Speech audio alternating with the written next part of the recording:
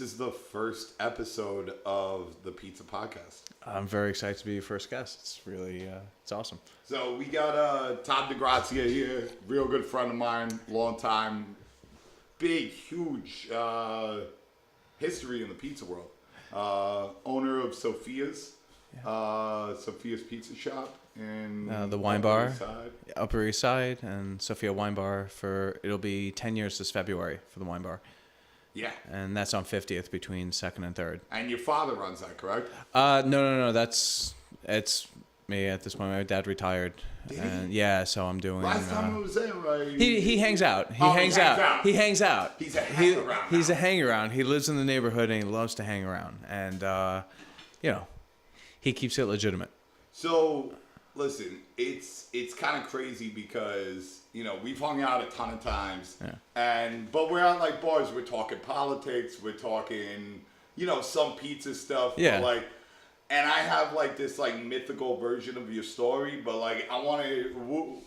You got like some connection to J&V, and then you open this, and then your family has the wine bar and some other things. Yeah. I need to know what the real thing is, so I stop like lying to people. Yeah, no. J&V was started in 1955, despite what their sign says. I think it says 1953. Okay. It's 1955, because 1953 my grandfather didn't live in New York yet. In 1955 he opened J&V with his partner Johnny, so Johnny, V, Vinny, and it is to this day. At the time I don't know how many pizzerias had been open, but active pizzerias now, it's the 8th oldest pizzeria in New York. Wow. And probably, for that matter, in the United States, because, the original pizzerias are really coming out of New York at that point. It's definitely in the top 10 in the country, but in New York, in the 5 boroughs, it's the 8th oldest pizzeria still existing. Yeah, when was the deck oven invented? It was like in the late 40s, early 50s. Yeah, right around that time. You didn't have anybody that wasn't out of like a giant coal oven, like. No. Because there was Lombardis obviously doing the long coal oven. Totonnos. Yeah, exactly. That's where I have stories of my dad going to Totonno's when he was still alive and he was making the pies and he'd run out of dough and he'd be like, get out, or like Nazi. Yeah. Yeah. Or like if you ordered a pie and then you're like, let me get that too. He'd be like, no, it's one. And if you argued, he'd be like, no, you get nothing. Yeah. No. I remember I heard that the soup Nazi, his character was based off of Totonno. Totonno's Was it Robert? Son. Robert or John? I don't even remember. I always forget. You gotta get like Scott Wiener here to answer these questions, obviously. So. By the way, J&V is a legendary pizzeria that's in Bensonhurst, for those of you who don't know. So you have like family roots in this business. Yeah, that's my first memory of eating pizza is J&V. Right. And I remember just as a kid, like 5-6 years old, just playing with the dough in the back, like we'd steal dough and like throw it at each other. I was told very early that dough is not a toy. So where did you did you grow up in Bensonhurst? Or you grew up on the Upper East Side? Or? No. I was born in Brooklyn in Bensonhurst, and I lived there till I was about 8 years old. Okay. 7 or 8 years old, and I lived in Staten Island until I was 13. All right. We moved to Staten Island, did the normal migration, Italian-American migration. Yeah. So the next step should have been Jersey. Marlboro, New Jersey. It should have been. No, but it wasn't. My father opened a pizzeria. He opened a pizzeria in Hillsborough, Florida, and opened an Italian restaurant in Manalapan, West Palm Beach. So we moved to Florida. But before that, my dad started the Underground Pizzeria down in Wall Street. And he opened that in the late 70s, sold it in around 81. Wait, Underground Pizzeria. What is that? That was his pizzeria. I don't even know anything about this. Well, the building got demolished where it was, and the guys who bought it from him, I don't know if it's the same owners, but they moved it by Hanover down in the financial district. What is it? Like, it was his pizzeria. It was underground. It was underground. It was underground. So do you have to have a special pass? No, it was essentially like if you put like the steps when you open like the basement doors out in the street, like the metal doors. Right. So like they had like a staircase going down, and you walk like 10 feet down the steps into a basement. And it was like a big pizzeria. It's still there? It's not. That one's not there because they closed, and the building somebody else opened it. So my father sold it when he opened Le Barker and Square Rigger with my uncle, his twin brother, Vinny's father. Vinny's father. Yeah. So yeah, Vinny.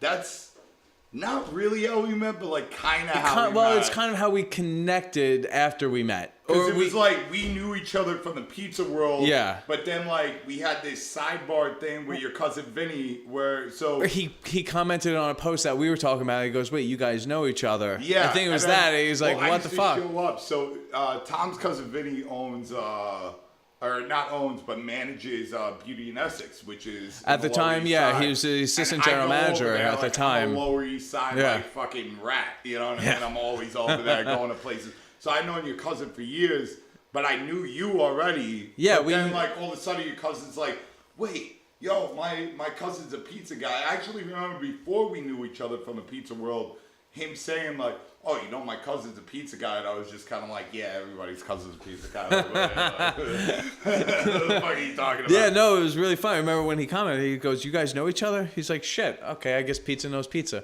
Yeah. I remember that comment, that like specifically, but he became the GM of Beauty and Essex. All right, so back to this Pizza Underground thing. I'm really... So my family's been doing pizza forever. I mean, like I said, like my grandfather never expanded. Like my grandfather helped teach at the time when Sparrow's, before they were a pizzeria, they were a deli, right a couple of blocks away from J&V. And they went to him to teach them how to make pizza, and he taught Dad how to make pizza, and they kind of wanted him to be a part of it, but you know, some older Brooklyn Italian families, there's no traveling around the country opening pizzerias and stuff, but he was instrumental in teaching the family how to get into pizza. You know, there's also some really fun thing, and nothing you could confirm, and something like I kind of like Legends of Pizza. Kind of Legend of Pizza, where my grandfather was like the first, second, like it said first, but like I don't know, and I always feel weird saying it because I'm like, it seems like how could it be true kind of thing, but he was like the first to sell pizza by the slice. Because pizza was being done by the pie, and J&V, I mean, it's a really old pizzeria, so it's not one of those things that's like ridiculous to say, but it's also one of those things that's impossible to confirm. It just sounds ridiculous today because we're so used to the slice culture in New York. Of course. But like, if you think about it, like they don't have pizza by the slice in Naples. No. Right? And if you think about Lombardi's and Totonno's, they're not doing pizza by the slice still. I kind of believe the story though. You know, I mean, he was instrumental in a lot in Brooklyn and connected in more way than one, like to that kind of stuff. You've heard about like the Lombardi Totonno food, right? Yeah, it's weird. I kind of believe the Totonno side of it because Lombardi's opened in 1905. Yes. All right. Nobody's last name is Lombardi. The guy was obviously, it was like a Vito Corleone type of thing. He came over, he was from Lombardo. And here's the thing, they offered him an outlet to do what he was great at. Yeah, he wasn't from Now, granted, so I mean, you could take it from two sides, and you could almost take it like you were looking at like a director or a producer in the film industry. It'd be like the director gets the claim best picture, but the director's the one who puts what you see on screen in front of your face, but the producer, without the producer, he doesn't get that opportunity. And that's kind of like the Lombardi-Totonno feud, in a sense where it's like, well, without Lombardi, Totonno doesn't get to do that, and Totonno's and Neptune doesn't exist. Sure. But without him, they don't serve pizza. So one doesn't exist without the other, so neither is wrong and neither is right. So I don't know if everybody knows what we're talking about. So what we're talking about over here is the fact that Lombardi was from Lombardo. They were a deli. Have pizza back they were then. a deli. They were Italian food and deli. Yeah. And they were baking bread out of that oven. Yes. And then all of a sudden Totonno comes and he's from Napoli, which was the only place back then that was doing pizza. Was around. And you know, so Lombardi owned the shop, and he got Totonno, and Totonno was like, yo, probably we don't know, but probably something along the lines of like, let me make this pizza. Let me make my thing. Lombardi liked it, and then I've heard stories. Let's be honest, about, he probably made it. They all ate it. They were like, "Holy shit, yeah, let's serve this." Yes, but Totonno's didn't open until 1923. No, yeah, exactly. So pizza was already in America for a while. He was in Lombardi's in like 1909. So we're talking a lot of years before he went to Coney Island. Now you look at where Totonno's is, it's way off the boardwalk. Yeah. And I've heard stories that when he opened that place, he was so fucking broke, right? I would imagine so. I mean, he would make 10 pies, right? Lock the door. Yeah. Run down to the store and buy more mozzarella. Yeah. Because he couldn't afford mozzarella for and it's not like he really had anyone helping him. So, But like, imagine Neptune Avenue in 1923. Like how off the fucking block that is. It's yeah. It's like it's like another world. It's another world. Everyone's having a good time on the boardwalk, and then there's this lonely little corner of Neptune. And then as people start to realize what was there, then it becomes a destination. Yeah. No, 100%. It's one of the great regrets of my life that I'll never actually get to taste Totonno's the way it was made when it was made by him. Yeah. Like out of any pizzeria anywhere. I think he's saying, I don't even know the guy's name. I think it was Jerry or something like that. There was a father, and then there was the son who was very famous in like the 70s. And but it's a shame to never be able to taste that pizza. I know. It really is. I still think like Totonno's is, for being like an old school place, because a lot of them fall off number wise. It's legit. It's legit. It's still legit. I mean, because listen, like pizza writers have to be super forgiving, and like they don't want to say the wrong thing about a legendary place. And you see that a lot on like these lists and stuff. And you got to take lists with a grain of salt. Whether or not you make them, you kind of got to look at them and be like, well, who wrote that, and what's their opinion, and what was in the mind of everyone who tasted everything. And like, lists are weird in that sense because you can't really take them seriously. Yeah. You can't let them affect you and the work that you're doing. But like when you see some of these older legendary places make these lists and go in like top 10s and like number 1, and you're like, really?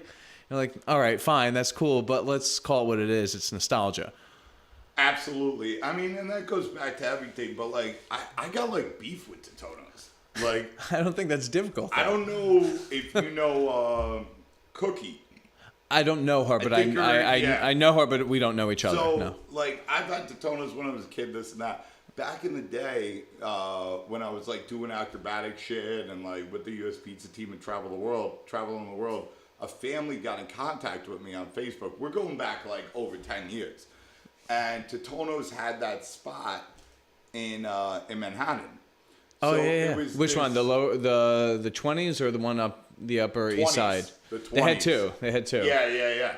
So the one in the 20s, so this woman contacts me, and she's doing a birthday party for her 8-year-old son. And she's some, like, rich chick from Manhattan, like, from somewhere else, transplant. But, she's like, yo, I'll give you $300. Back then, like, $300. I'm there. Like, oh, shit. She's like, all she wants me to do is, like, come spin pizza. But I had already I was at, I'd opened my first place, Pizzeria Del Corso in Marine Park. And so, I took off of work, I went out there, and I'm walking through, and it wasn't Cookie, it was like her cousin or something like that. But it's like the same person. And I'm doing this party, I'm throwing pizza, and she finds out that I own a pizzeria and throws me out of this 8-year-old's birthday party, being like, yo, I didn't know you had a competitor. I didn't know this guy was a competitor. He owns a pizzeria. He can't be in here, blah, blah, blah, blah. Like, ruin this kid's birthday. But they do make great That pizza. happened? That really happened. Holy shit. That really happened. Like, wow. Pizza. I don't consider a pizzeria 8 blocks away a competitor. No, I know. Let alone a different fucking borough. So All right, so we got this Pizza Underground thing. Yeah. We got to get back okay, on. Okay, We got to get back on target. We We're like veered getting way off. off course. Okay. Yeah, so my dad opened the Underground Pizzeria in the, I don't know the exact year, to be honest with you. I think it's like 77, 78 is when my sister was born. She's 3 years older than I am. It was sold by the time I was born. I remember it, but it was just... He sold to someone he knew, and so we would go back there. I ate pizza there. So in my head, growing up, he still owned it. I remember, Underground Pizzeria, but I wasn't born when he had it. And so he sold it because my Uncle Joe, Vinny's father, he was living up in the Catskills, and he owned a restaurant with his then brother-in-law, and he sold out of it, Vesuvio. It was up in around Wyndham, and they came down and they, I believe with the help of my grandfather, opened a dual restaurant where it was La Barca, which was an Italian, like a fine dining Italian restaurant, like entrance in like this really cool kind of cobblestone alleyway, and then it shared a kitchen and elled around into an Irish pub, which was called Square Riga.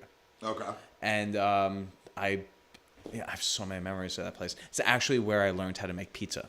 Really? It was not at J&V, but it was in the kitchen of La Barca Square Riga. You weren't always in the pizza game, right? No, I was always like one what were you one doing foot. when you were 20? Because I feel like with all this, you have like I can't say a lot of what I was doing in a podcast when I was 20, but but what I'm saying eating is, a lot of pizza. I feel like you after I met you, I realized you have all this rich, going back generations, pizza history. But like, you're how old now? I'm 36. You're 36. I'm 36. And then what age did you really, and I'm talking about really, I'm not talking about I started with the wine bar. I started legitimately taking interest. Full time at the wine bar? I was 7 days a week for 2 years. And how old were you then? Well, I guess 26 or 25 when we started building, 26 when we opened. We talk about we've had a lot of conversations about you as an artist and doing films and as a writer and this and that. So I know we don't talk about early pizza stuff really ever. I never really talk about it, to be honest. Like just early pizza stuff. It's funny. So my grandfather, my father's father, of J&V, he passed away. He passed away a couple of weeks before I got married 3 years ago. Okay. And my other grandfather, my mother's father, passed away a year and a half ago, basically. Just over a year and a half ago. It'll be 2 years this spring. My grandfather, who we call Poppy, he was my mother's father. He was a bread maker. He was a master bread maker. What he would do is just mind-blowing. And he was already retired by the time I have any knowledge of him working. But so for every now and then, he would help my father out at La Barca and Square Riga, and he would be the bread maker. So their bread was made fresh every day by him, and the bread was ridiculous. So at that point, they decided to put a pizza oven in so that he could do little pies there. So he was a pizza maker. Exactly, he was a pizza maker, and this was late '80s, early '90s, and he was a pizza maker within his own right. But we've had this conversation about not worrying or following what pizza guys are doing, but worry about what bread makers are doing. Absolutely. And he was a bread maker. I mean, Chad Robinson's book Tartine Bread, when I read that 7 years ago, that changed. It changes your perspective, is because it's like why just follow what people who make pizza do, because pizza is bread and the dough is. I mean, listen, you could buy the best cheese. Sure, you can make it yourself, but you still very few people making their own curd. It's easy to buy. You could buy your own cheese. You could buy. Listen, and you can. I mean, really, if you're lazy, you could literally buy the Bianco di Napoli pre-made sauce, which when you taste it, you're like, that tastes better than most people's sauce. Absolutely. Because it's legit. I mean, it is quality tomatoes, and then they season it just perfect, and it's done to the specific measurement.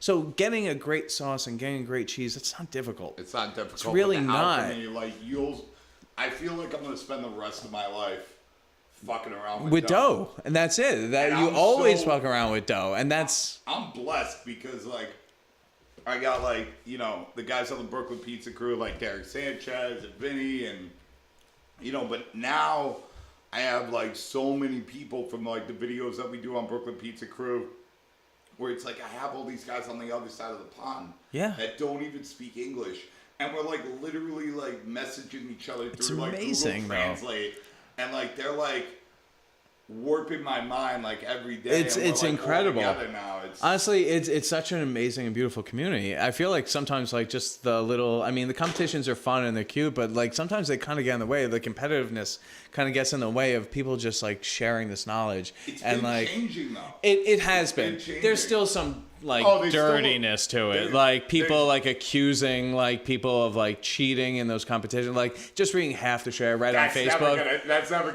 gonna change. That's part of like the Italian culture. Of course, because people always want to believe their pizza's the best, and there's nothing worse than saying that my pizza's the best, because pizza's a matter of opinion. It will always be a matter of opinion. Yeah, no, I agree. I think like but I've seen dudes that like with the STG competition, it's rough because everybody's making the same exact thing and it's strange and rude. But I've been at like Napex and Vegas and like I've been like going to these competitions and these expos for like over a decade, and I've seen dudes make like the worst garbage pizza that you don't even have to taste it. You just know. You look at it. It's just like like a 50% hydration. Like they're taking like. And they're like, I can't believe I placed 36. Like this is rigged. Like but once in a while, but also on the flip of that, once in a while, one of those guys places really high, and that just kind of goes back to it's all a matter of opinion. Well, you get the right people because the judge booth always switches out, so you never know what they like, what they grew up on. All right, so let me get into Okay, we're gonna just keep. Hold on. No, I want to talk about that really quick because as far as like pizza competitions and like judging and this and that, I think because nobody can eat 200 slices of pizza, so the judges have to switch out.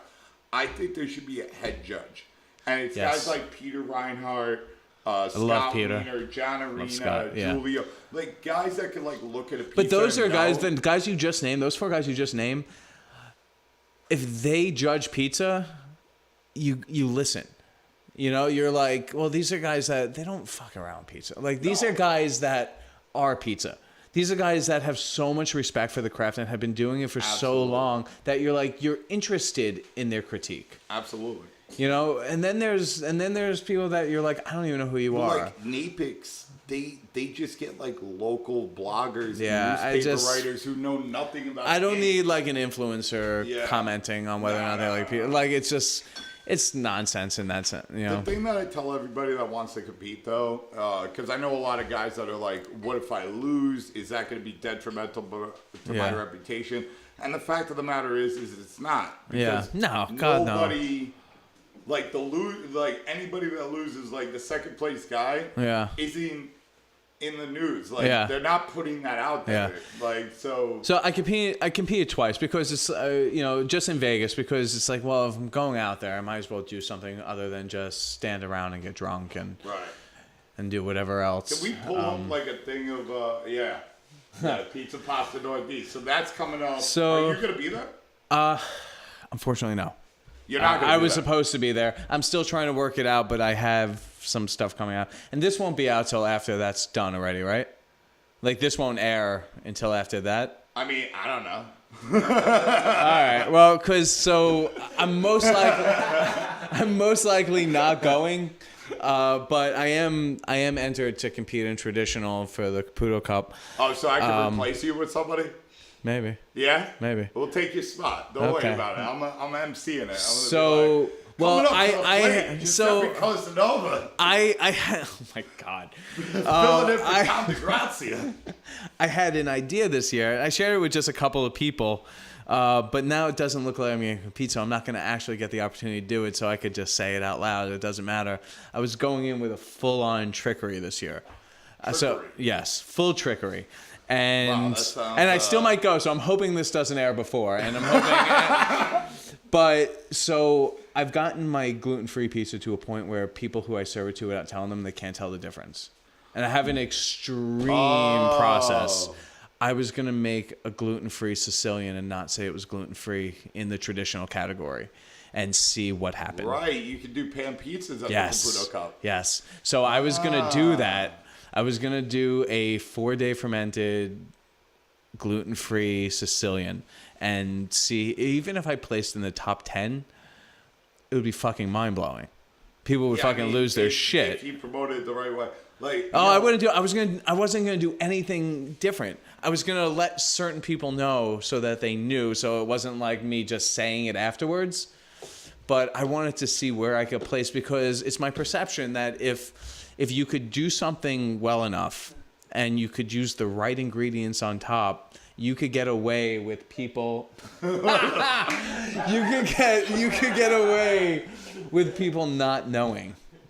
Yeah. And I was actually kind of like throwback at the judges to see how good they were. See, like you, Vincent Rotolo, there's a couple other guys that I'm good friends with, and I know you guys are into this gluten-free I'm not shit. really into it. I'm not into it. No. Listen. I'm not fully committed. People, I get phone calls every day. I get like text messages from like my staff. They're like, "Could you come in and make the gluten-free pizza?" I'm like, I'm really not in the mood today. They're like, people have been calling all week. I make it like once a month. Really? Because I don't want to be bothered. I'm going to be honest. I don't want to be bothered. Yo. But when I make it, it's like a 4 or 5 day process. And I have to disinfect the entire room first because I take it really seriously. And granted, most of the people who are buying it, they don't have celiacs. No. So like, I'm just like, every time I sell to someone who doesn't have celiacs, I'm just like, God damn it. Like I put so much work into making sure there's no... Well, that's an interesting thing that a lot of people should know about, is that like, see, I don't disagree 100% with people that take gluten out of their diet. Basically what they're doing is they're taking bread out of their diet. But I think the thing, and I had a lot of conversations about my brother with this, because my brother's, he's always on, a paleo diet and this one, and researching this. Which one of you are adopted? Right. Yeah, I'm smoking cigarettes and drinking whiskey all day and like wine in the fucking morning. No, I know. But what I told him was, I was like, listen, bread is what the Western world and, the Fertile Crescent was built on. Like 100%. Like the Egyptian Empire, the Roman Empire, yada, yada, yada. It's not gluten that's bad. It's the process. It's the process. That's what I try to explain all the time to people. If you make a really great slow fermented product and this and that, it's not bad for you. No, the digestion is so much easier.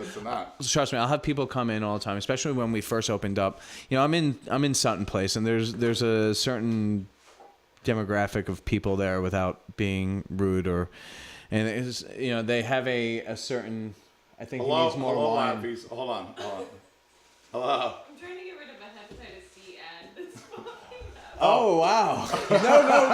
No! Leave it. So, by the way, let's just. This presentation is brought to you by Hepatitis C. Yeah. Hepatitis C. We hope you don't contract it. You guys, I know the first people that are going to watch us are all of our people. So the beautiful Shaylin Brand and Drew Scolamelio are the ones behind the scenes right now. Shaylin, say what's up to everybody, because I know they want to watch you more than me. That's a fact. I'm glad a camera is not on me right now, but yes, thank you. Rough night? Oh, very. Oh, okay. Every Nino night is rough. It was a fucking bangers night. Don't blame it on me. It was Sam and Drew and Hogs and all those fucking animals. I've been being good. Well, that's on the couch. What's that? Yeah, I didn't plan on that. Can you hear Hogs on the mic too? Yeah, you can hear him. Yeah. I woke up on your couch and I thought I was in my own bed. I was like, oh shit. What happened to my room? Yeah, I'm not supposed to be here. Yeah, and all you pizza people getting like super professional emails from me, that's not really coming from me. That's coming from 100% Shaylin Brand. She doesn't. She brands it her at the end. Oh yeah. But even still, I was like, what the fuck is this? She's a brander. She brands herself. Brand, okay? Well, there you go. I mean, there you go. Have to. So back to the fermentation. When we first opened, there were a lot of a lot of customers coming in requesting a whole wheat dough. And when the first thing I'm like, we don't do that. Like it's kind of it's nonsense. It's kind of garbage. Nonsense. I was like, listen, a lot of those guys are just kind of adding the whole wheat ingredient. They're still using regular flour. Some of them, they're all putting sugar. It's you separate the endosperm, the bran, and the germ. Yeah. All right, and then they're reincorporating 20% of the bran, and they're calling it whole wheat. It's one But of it's the not biggest trickeries on the face Well, of that's the what we planet. tried to explain. And they just don't get it. I mean, Well, but after a they're while, really old school where you yeah. come from. But I They're also like had stuck to. in like the but 2000s. whole wheat isn't really old. Well, okay, yeah. If It's you're saying not. the 2000s, then sure. But I They're was like, stuck in the 2000s. I was like, and I would and just the say, I 90s. promise you, if you shouldn't even be eating dough, this is still healthier than the whole wheat. Absolutely. I was like, I promise you that. Yeah. No. And 100%. after time and they taste it and they realize, they're like, If you're oh, okay. fresh milling Yeah. flour, Yeah. like it's a different thing. You're like, you Well, know, that's- and using it within 24 hours. Listen, we can't all be Scar. No. we can't all be Scar. We can't be all Sky. So Shout out to Scar's Pizza. Scar's It's Pizza.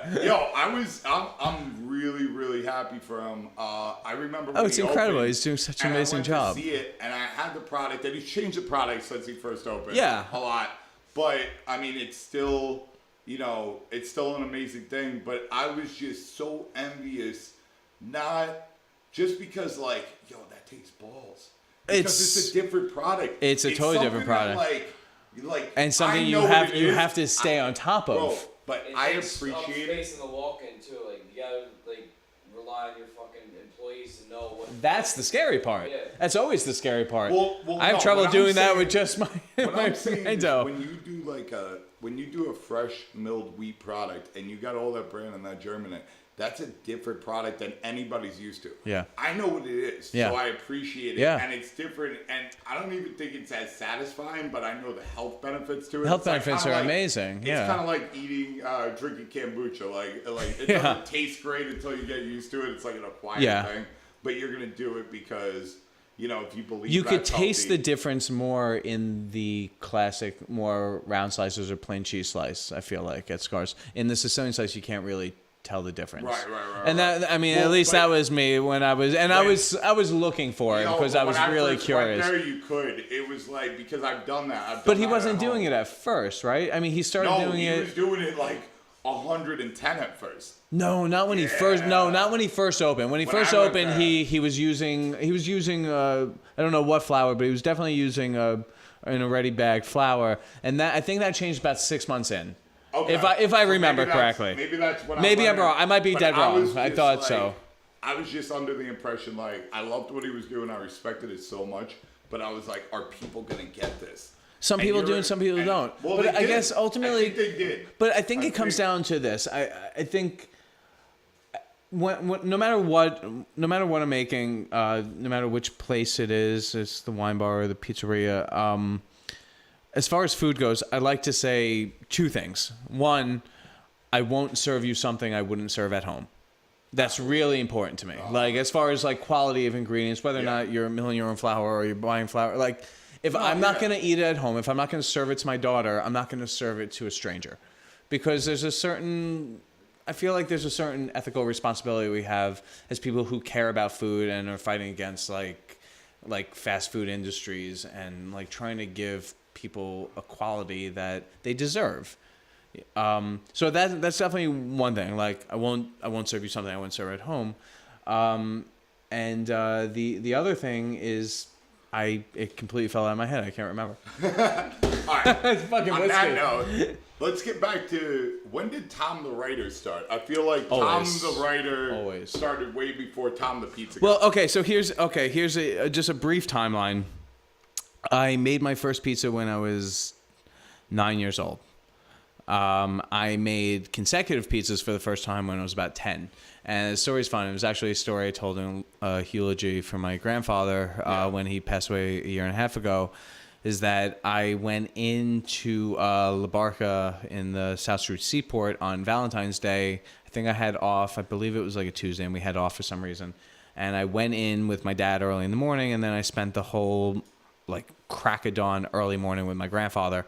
And I made bread with him. I really watched, but like I ate like an entire giant loaf by myself. Yeah. Just with some butter, and it was amazing. And then he taught me how to make pizza. He taught me how to, and they were just 10-inch pies. And he taught me how to spread a dough. You were how old? I was about 9 or 10 years old. Okay. And he taught me how to spread a dough. And I helped him that day because it got very busy, and like he spent the whole morning showing me how to stretch pizza, and I stretched maybe 8 or 9 pies that day myself, and I made pizzas for customers. But I was so excited, like I left the kitchen with the pizza. I had to bring it to the table. I was still 9 years old. That's at 9. Then what happened? I knew how to make pizza. Like I made pizza a few times at J&V as a kid, still like early teenager. But did you go to college? I'm a total college dropout. I was an honor student at Xavier High School in the East Village in Greenwich on 16th and 5th Avenue. Okay. A student, went to Fordham University in Lincoln Center, spent a year there, hated it, and I was already working doing film stuff. You were already doing that. I was doing stuff. It happened through writing. Okay. And I wrote something, and that got a little bit of attention. And I met some really great guys that own a production company, and we were trying to make it. It didn't get made, but they were doing a ton of stuff. A lot of the stuff that they were doing was corporate, and just on the side, that's how they paid the bills. And one of their biggest accounts was ExxonMobil, and so every time they did a shoot, I would go along. I started as a PA, and I learned how to do everything, and I worked my way up through there, just understanding.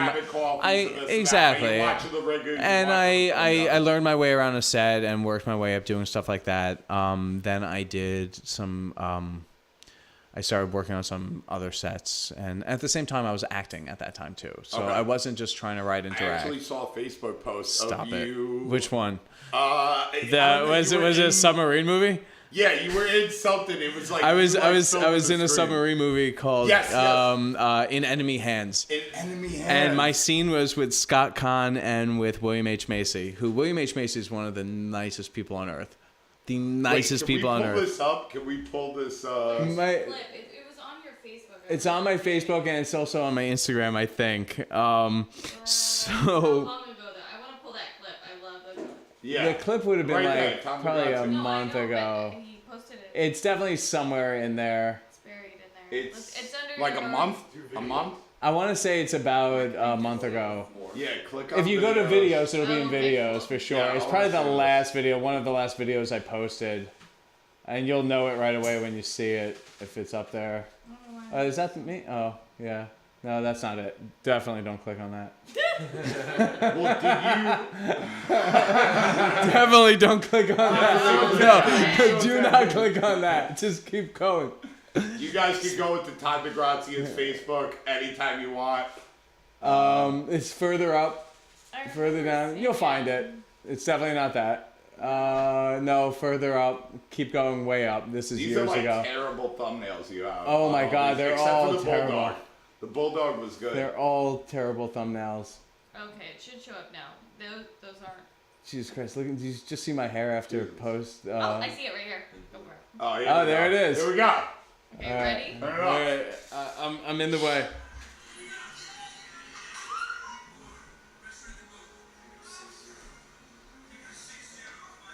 There I am. That's me. That's me. And it keeps going. I've got like 3 lines in it. This looks like an amazing movie. I think it won the Oscar that year. I don't recall 100%, but I'm pretty sure it was Best Picture. Yeah. I think I got Best Supporting Actor. Guy. That guy. That guy. That guy is amazing. So, all right. So you're acting. So How old are you? How old are you right now? I'm. There he is again. There I am again. Whoa. I'm like 20 or 21. You're 20 Maybe or 19 21. to 21. I don't remember. So 20 or 21. Yeah. You're a Fordham dropout. Yep. All right. You're living.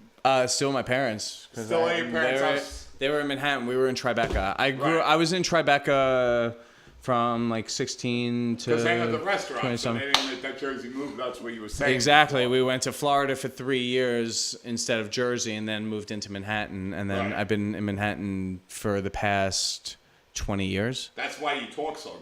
Yeah, because I don't have a Brooklyn accent. You don't. I basically, You don't at unless all. I get drunk or mad, I don't have a New York accent. Yeah. And so it doesn't come out. And that was just from some acting classes and stuff like that. So like, it's not thick.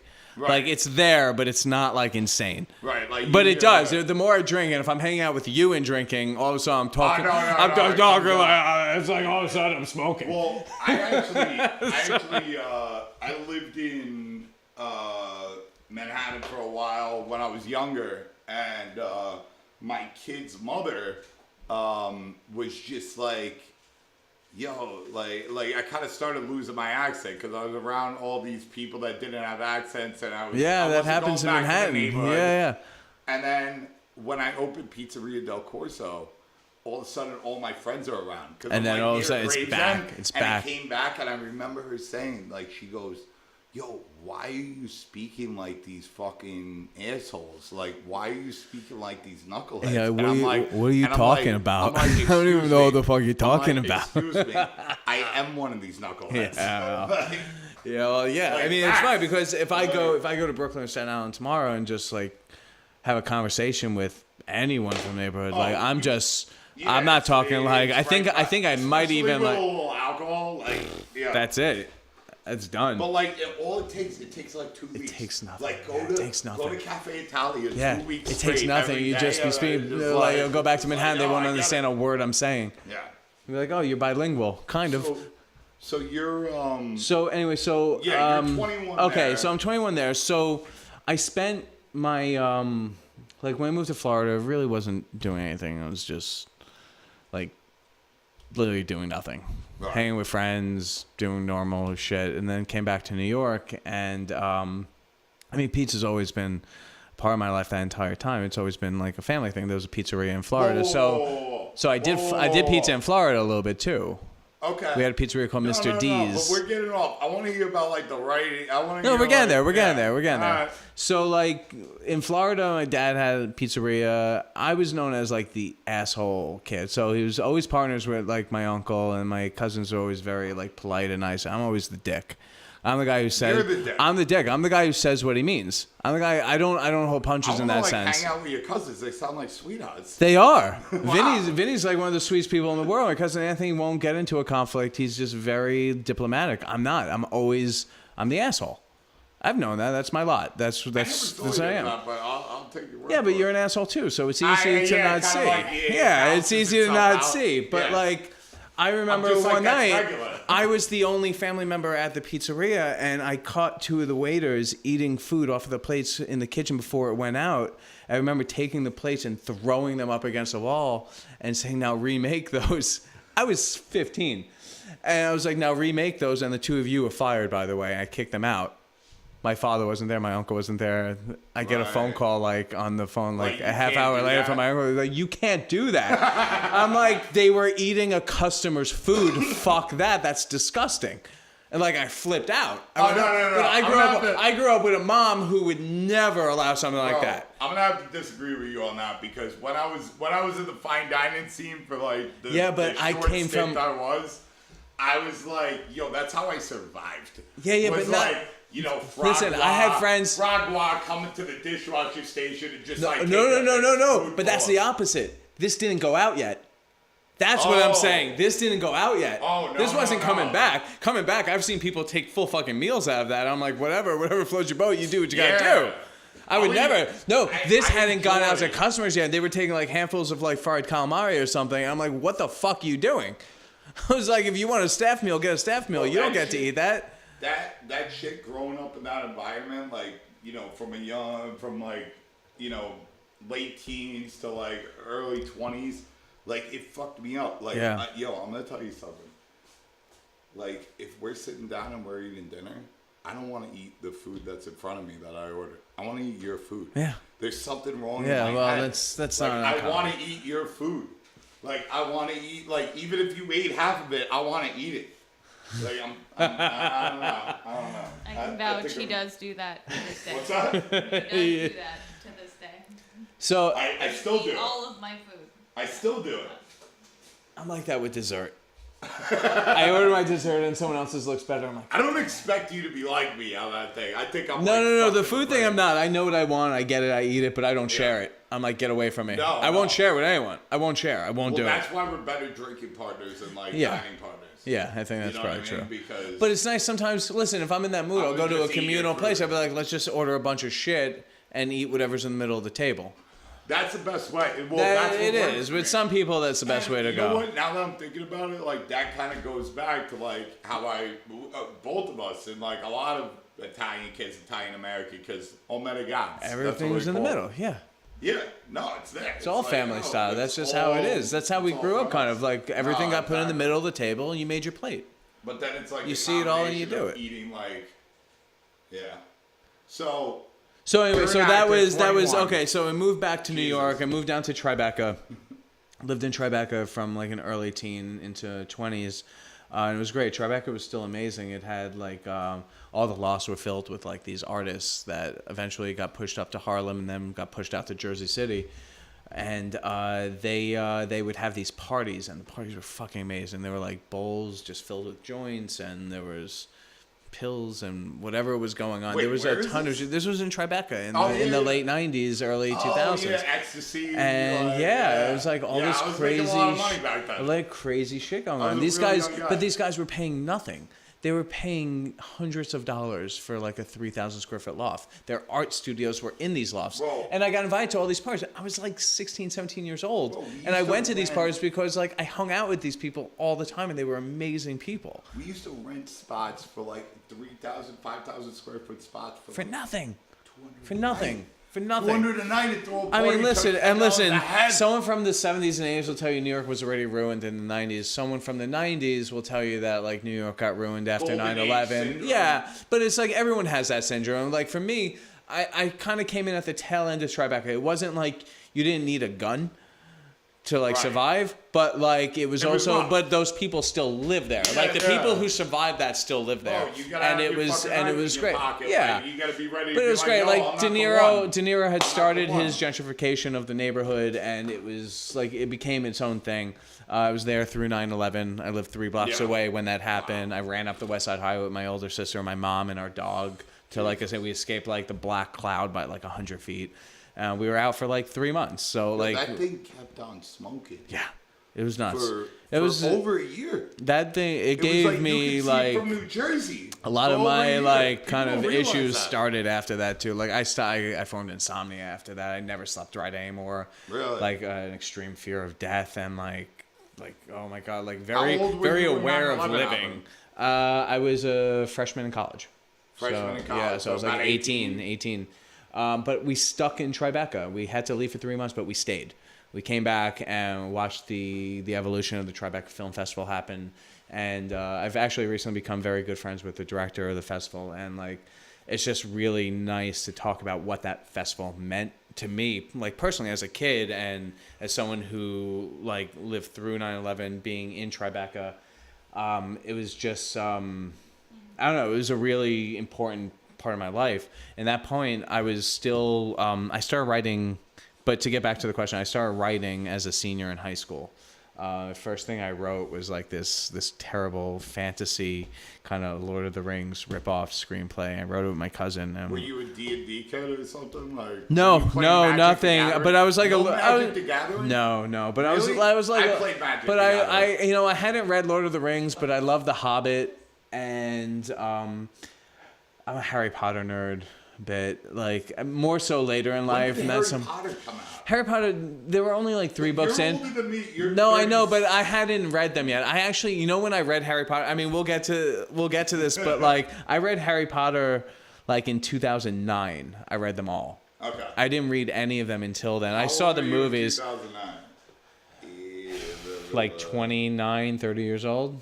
Yeah. That was the first time I read them, and I had double surgery, and I was stuck in my apartment for 3 months, and I had watched so much TV, I gained like 25, 30 pounds just eating, like, I would have pizza delivered every day. I would just fucking eat pizza and Skittles. That was my diet. Pizza and Skittles. Wow. I ordered Domino's once because they were underneath my building, and it was fucking terrible. I got sick, and I was like, I can't do this. I can't eat that garbage. Yeah, I really can't. Last month I got With McDonald's for the first time in like sloth- 3 years. Sloth Yeah. Tom DeGrazia. Yeah, I was like, Put deep a dish poison in your pizza. body. You're like, But so I started writing as a senior in high school, and it was just like this slow progression, and I grew with people who were getting into it, and some people have definitely projected themselves much further than I have. But all that, aside, like I always, at some point I decided I didn't want to act anymore. I decided like it really wasn't for me. The how vanity, old were you then? like 25. Okay. I decided the vanity wasn't for me. Like I don't want to keep myself in shape. I don't want to like But have you to knew look the industry. camera ready. I knew the industry, and I realized the one thing about myself. The reason I like to write and the reason I like to act was that I like to tell stories. And for me, it was always I want to tell a story. I want to tell fun, unique stories. I want to push envelopes and try to do things that people wouldn't normally do or might be afraid to do. And I just kind of continued that. I had this really kind of messed up thing happen that I can't really talk about. But it's I wrote a screenplay, and the screenplay was with a very big studio to take over a very big franchise that was on its way out. And in the time that I was writing it, I had done multiple drafts, and people were getting really hot on it. And we had a deal set in place that wasn't done. But in the interim of doing all these revisions, the screenplay got shared with other people who were able to successfully make it into a movie before we actually ever started pre-production. And that film went on to make the franchise went on to make like $1 billion. And it was something that was directly stolen from something that I wrote. After that And happened, you can't talk about I could tell you off camera what it was. Right. But after that happened, I left. I stopped. Did you get a little stopped. scratch? No, I got nothing. I got Well, fucked. if you don't have an NDA or anything, like, I just it's it's all right, it's all right. it's one of Too those long things of a I story. can't say. I'll tell you, but anyway, I stopped for a while. Like I was just done. Was so done how with old it. are you right now? I'm When you 36. stopped? I was about 26 around the 26, time that and you happened. stopped. So now I what stopped. do you do? So How are you paying your bills? the wine bar. The wine bar. The wine bar. Opened the wine bar with my dad. 26, open the wine bar with your dad. You're there all the time. I was there all the time, and then it got to a point where it started to be able to run itself, and like I made good friends with everyone who worked there. We were just kind of like a clique and a crew, and like we went out together after work. Didn't open till 4, so we'd close at 1. We'd go out drinking. God knows till what time. Some come up. I'd be in bed at some point. Wake up in time just to get back to work. Right. That's what At 4 life. o'clock. That's what life was. Yeah. Life was that. Nah, I love that life. For a while, life was that till the Yeah. point where I was like, I don't know how much longer I could do this, and like, It and then takes a I toll. slowed down. I slowed down because like I feel like I aged like 10 years in doing that, like in 1 year. So 2 years after opening, around the time when I was like starting to slow down and having to be there every day, on the 4th of July, I was walking home, and funny enough, I was dead sober because we were super short staffed, and I had to work all day. And didn't really drink. I think I had a glass of wine at closing. I was just heading home. Had an early party to go to a barbecue pool party for the 4th of July. I'm a block away from my house, and some drunk asshole hit me with his car as I was walking. Almost killed me. Wow. It was like an SUV, flipped up over it, lay down on the ground, whole face torn up. I thought he ripped my face off. I didn't know what I looked like. Blood everywhere. There were tiles of cement in the sidewalk that were just covered in my blood for a year and a half. Like I had to pass it every day. Fucked up my entire spine. Like right now I have like 8 herniated discs. I have 15 bulge discs. I'm in pain every day. I live with constant pain in my back. So standing up, doing long days of work, they take a toll on me. After a couple of days, they take a massive toll on me. With that, I started writing again. I was locked up. 'Cause I you were couldn't. laid I up. couldn't. I was laid up. I couldn't do This is anything. Domino's time. Yes. Yes. Yes. Okay. And so like I was Full just circle. I was laid up for a while, for a few months, and then I had physical therapy for a year, and this all happened in the dead of winter where like it was ice everywhere, and I was by myself, and like I didn't have a dog yet or anything. It was just me. So I was like, I just had to figure everything out one day at a time. I had surgery on my shoulder and my knee. The prosecutor was trying to prove that I was lying. I'm like, I literally got hit by a fucking car. What, Are you for, like, insane? the insurance So they wanted company? the insurance to not cover the the surgeries, and they were trying to get rid of the no fault insurance. So at that point, I had to get both surgeries 2 weeks within each other. And they were supposed to be 3 months apart. So my entire left side, I'm a lefty, and my entire left side was laid up for 3 months from surgeries 2 weeks apart. Had a cane in my right hand. I couldn't do anything. They're like trying to be like, yo, this guy's Fugazi Yeah, over here. yeah, He's pretty like, much. He's fake. He's like the guy in the movies that you Pretty see, much like, with the neck where brace it's like going in. you barely got hit and they put on the fucking thing. Pretty much. Yeah. So I mean, once They're trying to paint once you as there, that, but you once got legitimately hit by I a got car. the doctor told me it was a miracle I wasn't dead, and he was shocked that I wasn't crippled. Holy shit. Like that's how bad the hit was. All right, so how long are you laid up? I was laid up. I was not. Like how long? When I wasn't right in the head for the first month that it happened. When I I was say- laid up for 5 months. When I say how long you laid up, like I'm saying like not until you could walk again, not until you could go out the house. Like how long were you laid up until you could like get back to work and be A year. Yeah. A year. A year. And even then, I had to learn to deal with the extreme pain that I was always in. And to be honest, I didn't want to take pills. Like I got to a point where like I mean they gave me Oxycontin. I was like, and that's the easiest shit to get addicted to. And I stopped it after a couple of days.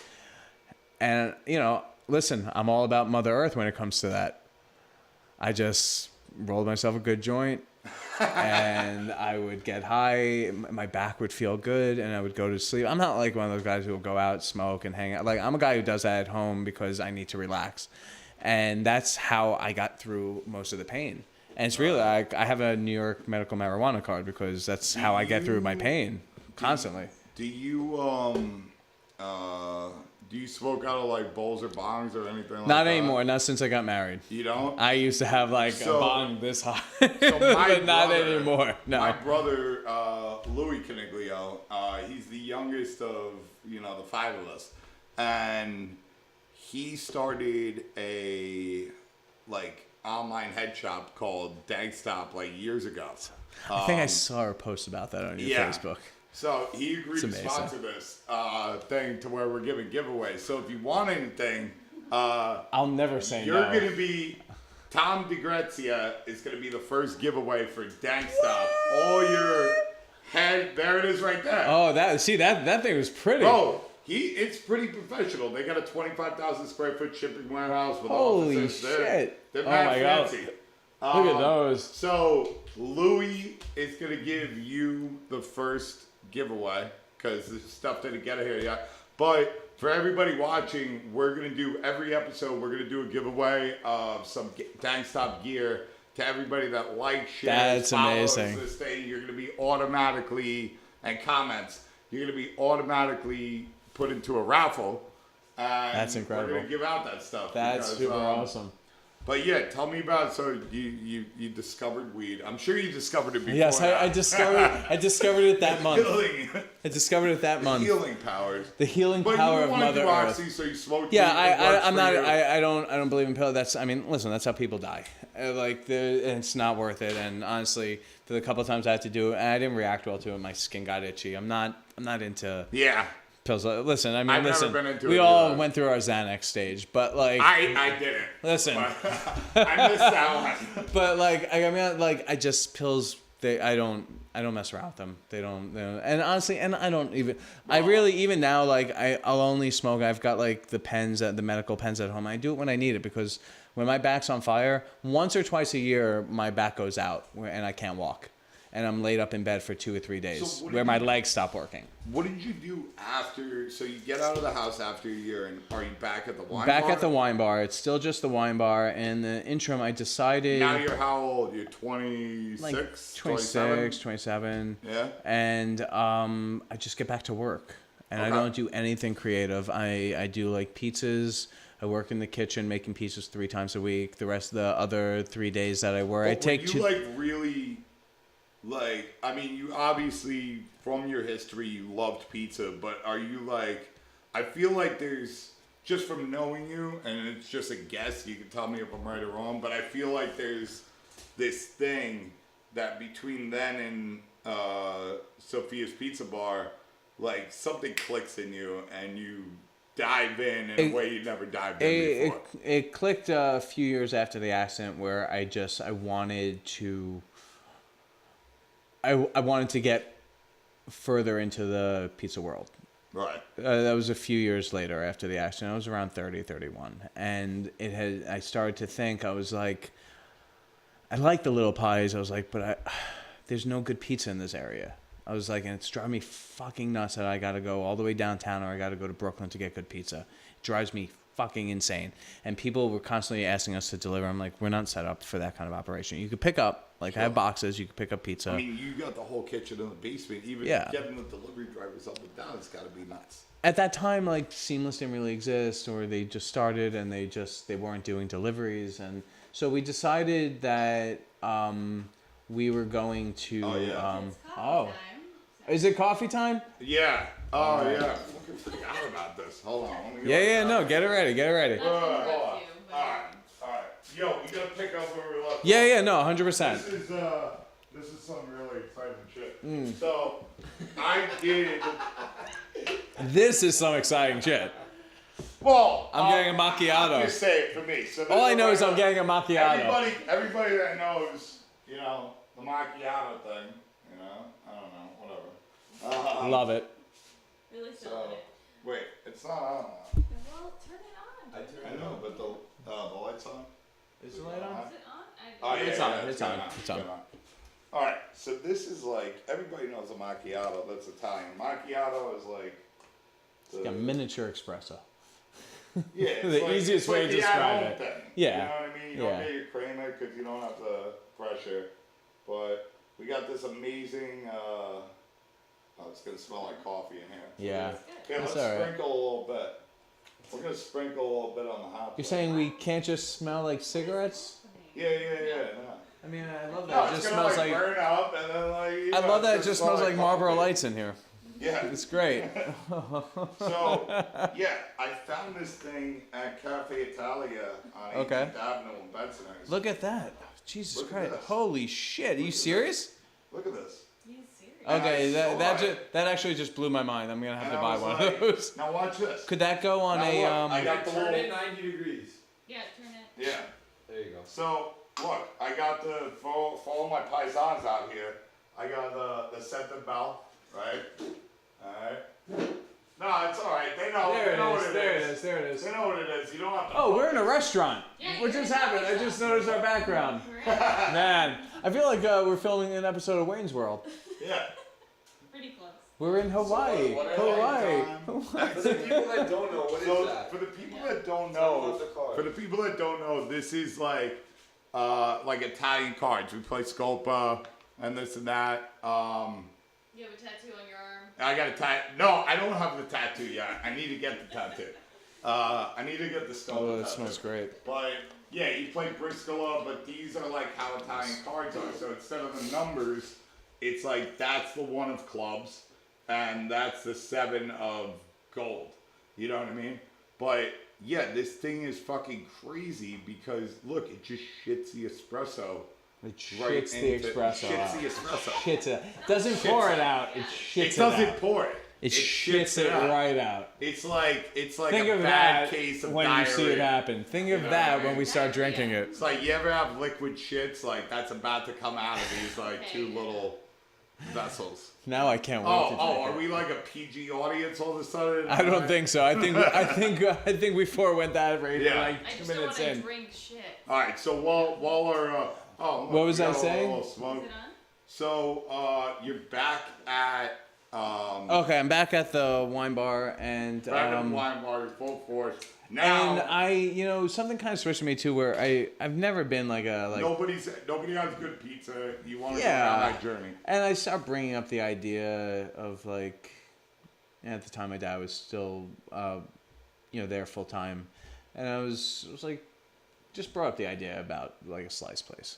Right. I was like, let's just do like a good slice place. Like, Okay. there were a few that popped up and failed right away. There's a couple in the area run by people that don't know what they're doing. And I was like, it was weird. With the slice place, it was never like let's open this and figure out like a really commercial way to make a ton of money doing slices. I think it was more, with me with food, it becomes selfish. It becomes more of, I just want somewhere really good to eat. Right. And there was nowhere in the neighborhood to do that. And so, a lot of like the cars. Not even your place. Oh, you're Well, talking but that's a about mini slice. pie. I want like a slice. Like You're saying there's no good slice. slice place to eat, and I just want to be able to get a great slice. Like I'm stuck getting like I'll have like 2 or 3 extra drinks because I know the pizza I'm gonna eat drunk is gonna be terrible, and I just don't want to taste it. Right. Like so, I choose to have a couple more drinks. Just so I'm basically just so that eating you can dough. just And I Bro, can pretend I'm if eating something drunk, good. I will eat dollar slices and it'll No taste problem. amazing. It's Like, just it's fucking just like- because nothing is better than bread when you're Oh drunk. yeah. So like bread with a little bit of moisture, whether it be Just tomato eat, paste like, or the real more sauce, garbage of pizza when I'm drunk. the doesn't even fucking matter. It doesn't even matter. So that was the plan, and there were a couple places that fell through because like couldn't make a deal with the landlord, or there wasn't basement space, or found this space across the street from where I lived at the time. It was empty for 8 years. It was a groomer, a dog groomer. Okay. And they moved to the corner in this empty spot. I walked in, there was just like, it was gross. It was like whatever you can imagine in I've there. never walked into a Manhattan space. Well, almost never. I'm not gonna say never, but like a place for rent, like we would rent Yeah. in New York or in Brooklyn, that wasn't fucking Filthy and gross. filthy and grimy. I mean, and gross, honestly, and you I gotta do, couldn't. like, I don't even a want to complete say rip-out. what it looked like in there. Yeah, On yeah. top of smelling like Yeah, wet please dog, don't. and No, there was no, like no, no, no. there was a burger place next door, so it smelled like basically wet dog cheeseburgers when you walked in. It was just awful. I had to like fucking put a mask over my face to walk in there Yeah. sometimes. I just had that problem. We're moving into, we're opening a new Williamsburg pizza on 14th Street. That's right. You were telling me. So there's 2 adjacent spaces. One was a pizzeria called Crust, and the other one is okay. a like some kind of like Indian guru spiritual like selling like Wait, are you between 3rd and 2nd? yes. So you're right next to the medical marijuana place. Yes. Yeah. So I'm taking both those fuck! spaces. That means that you are a half a block away from Joe's Pizza. Yes. And you are a block and a half away from Artichoke. I'm across the street from Artichoke. Like No, Artichoke's between First and the River. No, but there's one. Did they across open the- another one? Yeah, I didn't know I that. don't even know Did if they? that one- Did they move their original after it burnt down? I don't even know if it's there anymore. Like it might be there. Can we look that up? Can we look up if Artichoke, the original Artichoke pizza? That's it's between First and it's between A and B or First and A. No, it was First and A. First and A. Wasn't the first one? It's No, the it's first like, one. No. It's like 50 feet off of First Avenue. So it would be on 14th Street. Yeah, I'm thinking it'll be. There it Go to is. the First map. one. First one. No. Go up to A. This? That one. That's it. No, but that could be. No, the Well, look on the 321. map. That's off of First Avenue. I know, but But that's the original. That is the first one. look it up on the map. Let's look them. Yeah. There they are. No, see, there's only Oh, they one. moved. So they See? did move. Yeah, it moved. Because the Artichoke guys gave up the rights, sold it completely out to the Marquee Group, who got bought out by Yeah, the no, I same know. group that your cousin Yeah, is working with. a friend of mine owns a percentage of Artichoke. Someone can find Yeah. He was with the Marquee So- Group. Yeah, that's why. So the Artichoke cousin dudes, they opened Lions, Tigers, and Squares, and That's they right. also opened the Big Ragu that's in Williamsburg. Didn't that close? Might have. It was bad. It was bad, and I felt bad. Like my partner. Like, The style Your seems coffee- strange. Your coffee's going. Look. Oh yeah, shit. look at it Look at shitting it. out. It's shitting out. It's like diarrhea. Shit that's pizza. Gross. You're drinking that. Do you drink diarrhea? No, but I drink diarrhea coffee. Now look. Can't now, argue with take it logic. off. Look at Oh look look, at- I'll put us in your favorite All right, coffee it's spot. gotta go out all the way.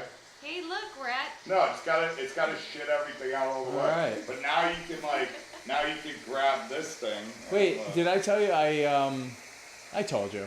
I'm gonna use I bought this. I bought a coffee Now- shop. Oh See, yeah. look. Talk about your coffee shop. Oh shit. That's fine. Plastic, dog. Yo. Yeah, it's fine. Here, put it on my rag. Oh yeah. There you go. I'm not really sweating. I'm okay. My sweat rag Yeah, we're is not pretty too clean. sweaty. Oh, that looks like delicious mud. So, yeah. I bought a coffee shop. How? Yeah. You were saying that. It's a Where really is it? it's a really silly story. So I went to a coffee shop on 59th between 1st and 2nd. I live on 58th off of 1st. And my favorite coffee shop, I would go every morning, get my coffee and my bacon, egg, and cheese sandwich. And I found out they were closing. And the reason wasn't very specific, but like they were always doing well, so it didn't make any sense to me. So I called the owner and said, I'll give you this much money for it. Like I didn't offer very much at all, like very little. Very little. And it basically would have been my security deposit. And so he was like, okay. So I'm like, cool. So that was it. That was our deal. Oh. I made like a 4-line contract with him. So when paid him. We're open. When did you open? We opened September 1st. Well, basically, kind of. We like opened our doors September 1st, but like, we started. A couple weeks ago. Yeah, a few weeks ago. Maybe it was a few days after. Oh, the back. Oh, yeah. So yeah, it's been really cool. Like learning about coffee. Brought in Cafe Vita to do all the coffee. I think they roast in like Red Hook. Machine you got? I'm like, yo, be careful. I don't know the name of it. It starts with an S. It's really pretty. And it's super expensive. And they but Cafe Vita. No, we have that at the wine bar. I have that at the wine bar. That one. You got that just at for the wine bar. espresso. This is like a 2. I don't know what anything's called. It's like Victoria Andolini or something like that. It starts with an S. It's the American version of Look at the. this. Yeah, hold it up. Let these people see. That's like, hot how as we shit. load. How are you holding that up? Mine's hot as shit, at least. I don't know. Mine's like I'll hold scalding yours, hot. alright? Yeah, no, it's fine. Ah, motherfucker. Okay. Yeah. Is this the one? You know. Yeah, but the manual one. The manual. That looks very similar to the one I have, but it's manual where like you just click the thing to the side, but it starts with an S. It starts with an S. I don't remember what it's called. Say that, the exact name of that thing. Victoria whatever. And manual or semi-auto. So, but we're using great coffee. It's all like single origin, fair trade, organic coffee, and but the roasts are incredible. It's done here in Brooklyn, the roastery. And how's it going so far? It's amazing. People like they see the Sophia logo and they're just like, oh, I should try that. Yes. That's what I have at the wine bar. That's my fucking guy. That's how we make espresso at the wine bar. Yeah. And we also use the Cafe Vita, the Del Sol organic beans there, and people love it. They go crazy for it. Yeah. But yeah, that handle, so funny. When we first got that machine, I get a call from the guy who brought it in. He's like, so I got to teach your staff how to use it. I'm like, it's an espresso machine. How hard could it be? Like, if you use it wrong, you could die. What? And I was like, and like I thought like he was just joking. I'm like, yeah, this is very funny. Die? And he's like, Oh, yeah. with that, So because he's like, no, I'm serious. snap If they back. don't know what they're doing, they could die. I'm like, so you brought me an espresso machine that could kill my staff. I'm like, I'm okay with that. So explain this machine. But yeah, if you don't let it finish going up all the way the arm and you take out the base, the pressure will blow out. It'll shoot and up. if it hits you in the face, it'll fucking kill you. Yeah. So he wasn't lying. So like I had to have a staff I'm meeting. like just out of the way of all that shit. Like I get it, but like I mean, I don't. That's great. I don't know, man. That's Like, awesome. you gotta be like a mom. So it's going. Yeah. It's going. It's going really well. It's Yeah? going really well. We keep it simple. Breakfast sandwiches. It's sandwich based. Yeah. Well. Yo, Shaylin Brand and Drew Colomilio are good at this. Oh man. Now I want a bacon, egg, and cheese. See, like you Hey, guys, look up Sophia's you guys coffee watching shop. this It's probably show. up there somewhere. Check out Sophia Coffee Shop. Spelled the same. Yeah, shop yeah, is try spelled it the out. same way as. And the where's the pizzeria. location? It's on 59th between 1st and 2nd by the on ramp. 59 between first and second. Oh yeah, good spot. Oh, there you go. Which one is it? I think it, on the bottom. Well, the logo In the definitely middle. would go up. Let's see. It's usually just food. It's so new. I don't know, like with the algorithm had of. one? Well, go to Go to, all like- and see if you can pull it. Do you have a website? No, not. It's still being built. NYC. Yeah, it's, Is that It's it? there, Coffee but shop? I don't know. Is there an Is that your Instagram? photo? That is. Ooh. Wait, what is that? That's a bacon, egg, and cheese. Ah. Yeah, bro. Yeah, I bro. need that. Yeah, scroll down on the left-hand side. Yo, Yeah, right? What the fuck? Yo, that's my sandwich. I took that photo. Yo, I need yo, that too. are you didn't bring? You got a fucking bacon, egg, and cheese restaurant, and you're not Dude, fucking. you gotta come have it, dude. You're It's not bringing it over it's here? so good. I didn't realize everyone was gonna be so hungover when I showed up. Yeah. So this was a rough start. I showed today. up and Nino has no shirt on yet. Yeah. I'm like, I thought I was late. I'm like, fuck, I'm early. I'm calling him because like Shaylin like woke me up. She's like, yo, it's like 10:30, and I'm like, okay. So I get my shit together. Try to get my shit together as best as possible. Call Tom because I know he's on the way. Just hoping he's still in Manhattan or like whatever. It'd be like, yo, if you're late right now, I'm like, yo, don't worry outside. about it. I hear your It's like, I hear your voice. I hear your Brooklyn Cookie Monster voice. You see this table, the table we're sitting at, Tom painted this table. This table. He painted this It's table. typically green, but right now it's a bacon, egg, and cheese. It's a bacon, egg, and cheese right now. But because you guys are in like the This is magic super legit. yeah. It's You know what I love about this conversation? we just got legit. I gotta say, people you know what I around. gotta say, you know what I love about this conversation? What's that? It's like I happened to be in the neighborhood and I rang your bell and I was like, yo, what's going on? And you're like, yo, I'm gonna start a podcast. Do you wanna be on it? And I'm like, what were you talking about? I'm like, I don't know, let's just curse a lot and talk about pizza and coffee and bacon, egg, and cheese sandwiches. I'm like, all right, I'm in. Let's Bro, do what's that. better than that? No, I think it's great. I think You know, it's we got it's espresso, awesome. we got do. whiskey. That's like we 3 or got 4 wine. whiskeys in. Like, You know, we're I'm gonna have solid pizza right now. We got like a pizza oven downstairs, but you know, like outside. But we're gonna have a pizza oven in here next week. That's gonna be nuts. You know, as long as like Drew or like Uncle Dom can run the electric from the fucking washing machine shit. You need a circuit. Oh, You need man. a different circuit. Yeah, And when they ask how the house burned we down, need like a 220, you know, single 220 or phase. 480. 220 single phase. Okay. Yeah. no, this has been great. What do you think? What do you think? I think this is Macchiato. fantastic. This It's like- reminds me of what I drank in Naples and in Rome every day. I went to visit my sister for a few weeks when she was living there, and this is exactly what it tasted like. I don't even know, like, if anybody wants to comment, where do I get this? Like, I have Where no, do I get this? I actually want to I buy don't this for know. myself. There was, like, just a dusty box sitting in What's the it back called? of... What is this called? Like, there's got to be a It's name. not... on it. There has to be a name for it. Amazon has to Yo, have it. If any of our friends from across the pond are listening right now, like, tell us what this is called, like, because I've asked a couple dudes, and they're like, of it. it's, I don't know. It's, it making the coffee. It's Coffee thing, you know? I mean, because I have this, but like to get It's that the big. same company. It's Jesus. I'm gonna like drop this hot ass Yeah. thing on my head. Please don't. It's unbelievable. It's the one with a B. Look up B B. coffee Look up espresso B. Yay, hot wonderful. I mean, look Oh, up- we're in look Rome. Like a B. Look at us. Oh, no, espresso H pots. back. Espresso pots. Espresso pots with a B or just espresso pots? I mean, it's the one that starts with a B. Old It's school. it's that one. It's Which- that company. This? Yeah. Oh. Click on. Oh, What is it? Bialetti. Bialetti.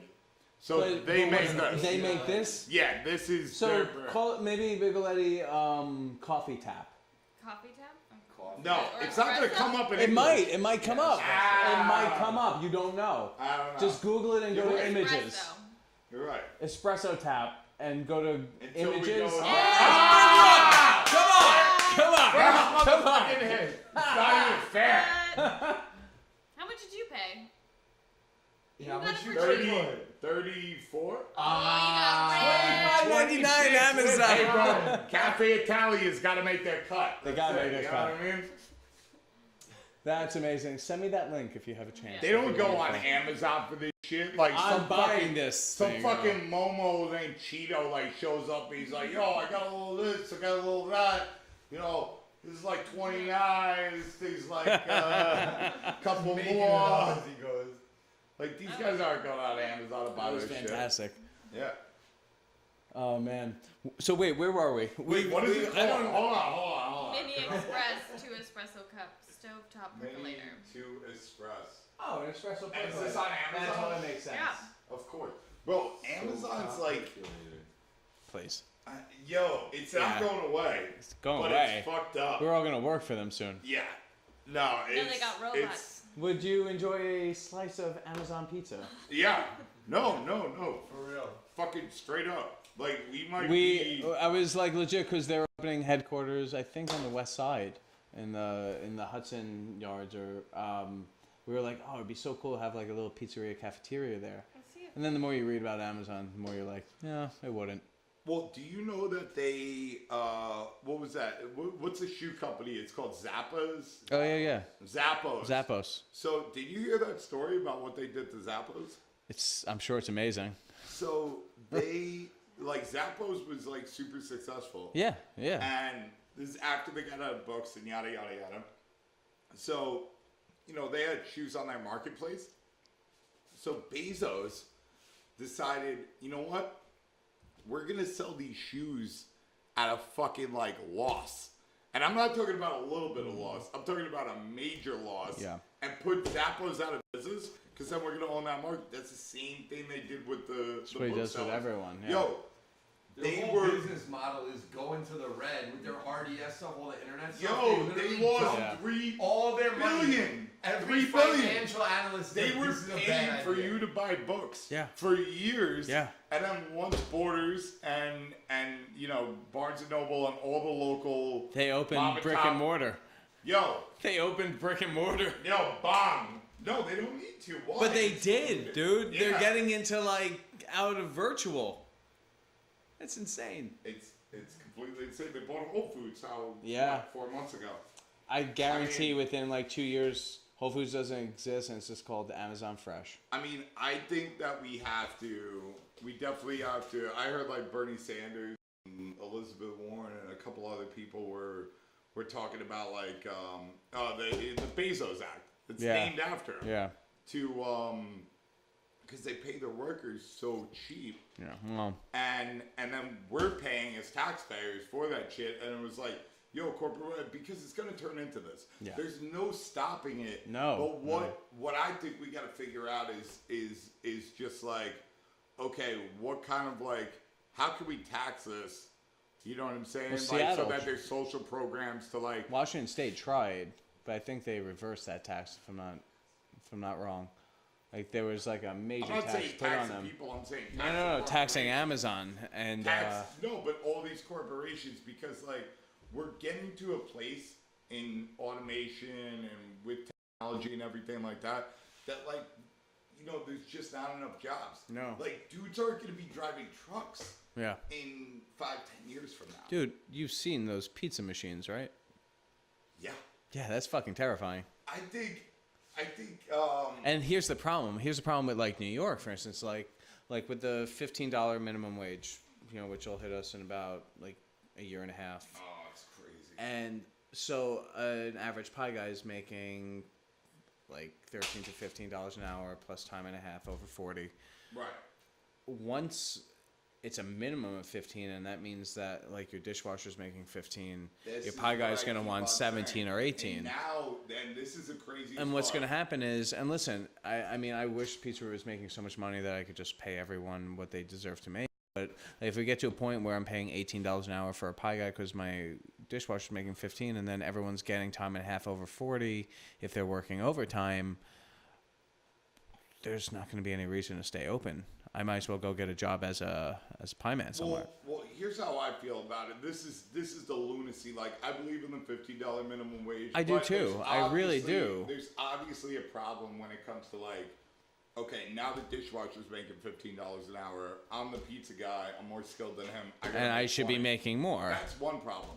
The second problem that I think is fucking batshit crazy is New York raising the tipped employee minimum wage to 15. That's So- where it really hurts us because I'm like a lot of my waiters. I mean, with their tips, they make way more than dumb that. money.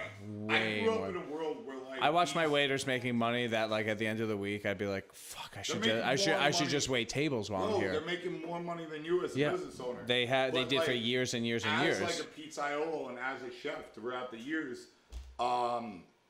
you know, these guys who have zero skill are walking out, and it's fine.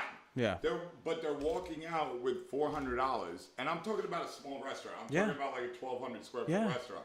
They're walking out with like $250 or $400 for a shift, and we're talking like we're not even talking like 8 hours most of the time. We're talking like 6 hours, 6 to 8 hours. 100%, dude. $250 in tips, and it's like at the time, I'm like making like $10, $12 an hour, right? Which is, and I got skills, and I'm like, these guys are like want to be actors, and you know, It's a side job for them. Like, where this is something. This is a career that you're building. It's not a career. But like now, but it sort of like made sense because at the time they were making $250, $350 an hour. Yeah. So that wasn't coming out of my pocket. Now I can't Dude, if you gotta give, I can't give that to the chef. But everyone's, I have to give it to the waiter. Everyone's just gonna follow Danny Meyer's way. I mean, and honestly, that's why I do it. And maybe that's just for the best anyway, because then people are guaranteed a certain amount of money. But now we're fucking Europe. I fucking hate that. Well, I mean, we're always, you know, there's always gonna happen. The difference between us is the like, thing is, it's like, but tip. here's the thing, like in America, like I think there's like New York and there's LA and then there's like America as far as like restaurant culture goes, and like for like financially speaking, like people in those cities, they spend an insane amount of money. They tip really well. And I feel like specifically like New York City, you're going to see a lot of that hurt because I mean, you're going to take away a tip line. You have to take away the tip line at that point if you go Danny Meyer's style. And I feel like I know like at the wine bar, they'll make less money than they would in like their average for the week, just based on what they would do on like a Thursday, Friday, Saturday. Because those days are so good for them. Right. And they should be, and they deserve it, and they bust their ass to get that money. But like it comes to a point where I'm like, well, it doesn't make sense to have a restaurant in New York anymore. It doesn't. Because I'm like, everyone deserves to make money, but then when it comes to a point where like I'm legitimately not making money anymore. If the law's always been with the tipped employees that if the minimum wage, let's say the minimum wage is $15 an hour, all right? Tipped employee wage is, let's say it's $2 an hour, right? Yeah. And this has always been the law. Whatever the state minimum wage is, if they don't make that, you have to come up to it. Always, yeah. That makes sense. Yeah. Okay? But now, like, yo, you're making $600 a day. You're making $250 a day. Yeah. Like for like a short day, and now I gotta pay you like fucking $10 on top, which is directly coming out of like what I could pay the kitchen staff and the kitchen staff, the manager and everybody else. It's fucking lunacy. No, I know. It's lunacy. It makes it hard to operate like legitimately. Like where you're like everyone's making money, everyone's going home at the end of the week. Okay, listen, I can't count the amount of times at the end of the week I didn't take anything home because I'm like, with what I have to pay staff, there just was nothing left over. I mean, the rest of it all goes to tax. Meanwhile, Comcast and Time Warner and GE aren't paying fucking. They're taxes. getting the most insane tax. Yeah, fucking dime. You get crucified if you don't. Bro, You get crucified. This was a cash fucking thing. Yeah, Not anymore. that long ago. Not anymore. Not that long ago. Not anymore. Bro, if you Dude, do you know how many people? Do you know how many people like? Why do you think it's so hard to? I mean, you can't get pie guys anymore. So, like for instance, like in a pizzeria, when you have a pie guy, they have that advantage over you, because they know how hard it is to replace them. And it wasn't like that. It wasn't like that. But now it's like 30 guys fighting for the job, $10 an hour. Like, now it's like you're fighting to take that guy from another pizzeria sometimes. You know why? Because so many guys have realized, what's with the rat race? Yeah. I'm like, why am I in New York? Yeah. I could go to North Carolina. I could go to Nashville. I could go to Austin, Texas. Philly. I could go to Philly. I could go to Philly. My living expenses are 75% less. I make more money because there's not a pie shop on every fucking block. Yeah. So the guys who have dope pie shops, it's like everybody's making going money.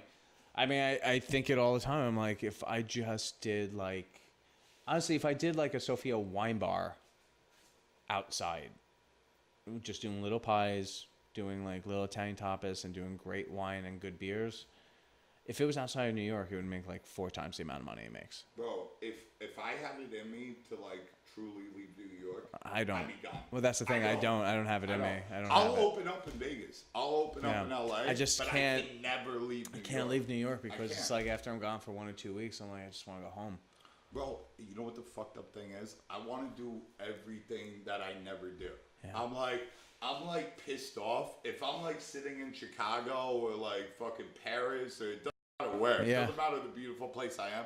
I'm like, yo, I want a fucking bagel. I want to watch it. I want to go to the Benally place. Yeah, no, you're right. Like that You're I 100% never, but I right. never do it. Like Yeah, no, but I if know. if I can't, But if you're do not it, there, you want to if do I it. can't do it, I'm just mad that I can't do it. Like as long as I'm I within guess arm's that- reach of everything that New York has to offer, I'm like, I'm okay. Yeah, but I think that just kind of makes us a couple of old school assholes. But what's great about that is that as long as some people like this exist, New York doesn't have to worry about ever running out of good food. Yeah, no, 100%. You know? We're always gonna be here. Dude, Yo, thank you for having me on. This has been so much fun. absolutely. This has Yo, been great. Guys, we're out of time. Make sure you like, share, comment. Tell us what you guys think. Give a special shout out to Shaylin Brand. She's out here on her all the time, like doing this shit. You know, and this shit definitely would have happened with Drew Scolamilio. Message us if you want any like dope videos about you. If you want to like not make like 1990s like garbage. Like, yo, we saw a video the other day. We saw a video the other day that looked like a 90s softcore porn that somebody made for their restaurant. So, yeah. So you're saying you want to recreate that? No. I'm gonna show you after. Coming at you next week. Yeah. It wasn't a joke. It just like read like that. We're gonna show you like after we get off. But That's listen, amazing. we're out. Make sure to subscribe. Keep this thing going. We're doing this on our own budget. And yeah, this is a pizza podcast. We want to bring, you know. Yeah, this was all these insane. guys Thank you for out. having me, bro. Tom's gonna be back to tell the rest of his story. For Definitely, sure. I'll definitely be back. We're very long-winded, Yeah. but I'm excited that I learned about this little beauty. So This guy's amazing. yeah, All right, dude, brother. thank you again. Thank you again. All right, Thank we're you, man. out. Fuck off, motherfuckers.